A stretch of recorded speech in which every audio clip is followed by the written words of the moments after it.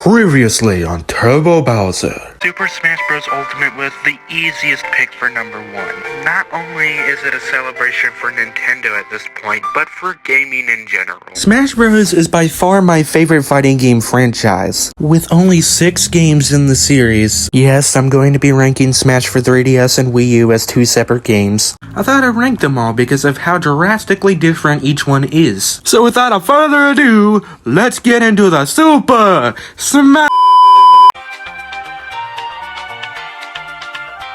Player 6. Oh boy, Smash Brothers on the 3DS, woohoo, 3D-ified, yay! All jokes aside, the graphics have aged poorly, the controls have aged poorly, the physics have aged poorly. I feel the only reason this existed at all was because more people had a 3DS than a Wii U. I do like a lot of the new stages. It's pretty criminal that neither Rainbow Road or Pac-Maze made it to Ultimate. Classic mode is way, and I mean way better than the one on Wii U. I know we're just going in a straight line, but at least it's not fucking sadistic like the Wii U version, which we'll get to in a bit. But to be fair, this was the first handheld Smash game, so I can't be too hard on it. Player 5.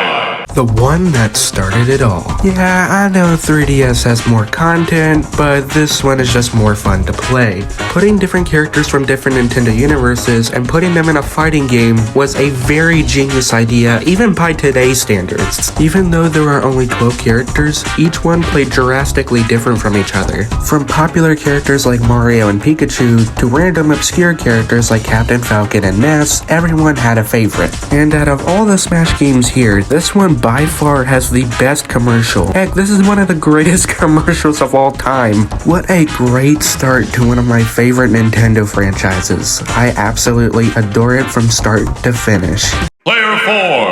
I'm honestly shocked on how well Smash Bros. For Wii U has aged. I remember as a kid this game being amazing, but I didn't think it would still hold up. And out of all the Wii U games that we're probably not going to get on Switch, this one is probably my favorite, which is a shame because it's a really good game. The glory days of playing For Glory online and getting absolutely destroyed by a Bayonetta or Luigi. The main reason this isn't higher is because Classic Mode sucks. This Classic Mode will put you through pain and suffering. If you lose once, your intensity resets, you go all the way back to the beginning, and have to start the entire thing from the freaking beginning.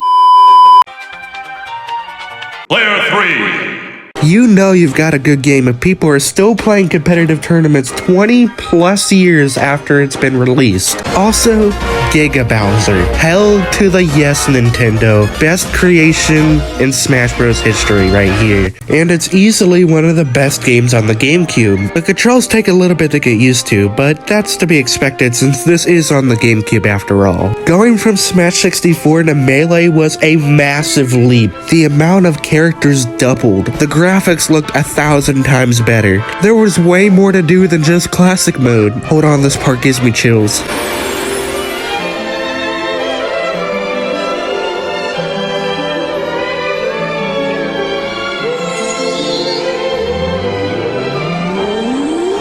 Literal goosebumps. By far the most beautiful and compelling part of any Smash Bros. Intro I've ever seen. Player 2.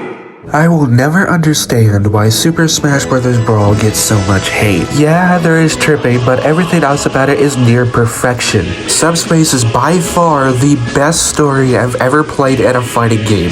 This was the first game to ever include Final Smashes, which would become a staple of the series. Getting Sonic back in Brawl is the same equivalent of getting Sora in Smash Bros. Ultimate. It was very close between this and our number 1 pick. If Brawl didn't have tripping, then this would easily be the number 1 spot. If you've seen my best-selling Nintendo games ranked list, then you probably already know what number 1 is. The winner is... Yeah, Smash Bros. Ultimate is pretty much the perfect fighting game. The combination of quality and quantity. The celebration of video games as a whole. This is by far Nintendo's magnum opus. I have lost track on how many hours I put into this one game alone. I really don't have much to say because I've covered most of what I think about it in the best-selling Nintendo games list. So go check it out if you haven't already.